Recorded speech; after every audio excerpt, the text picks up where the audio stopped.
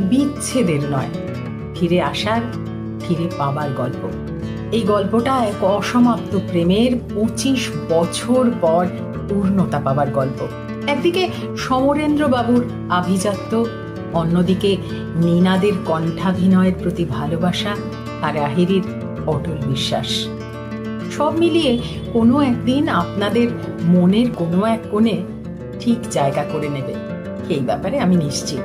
মৈত্রী দেবীর চরিত্রটা অভিনয় করতে গিয়ে আমার যেটা মনে হয়েছে যে মানুষের হাসিটাই তার জীবনের সবচেয়ে দামি অলংকার।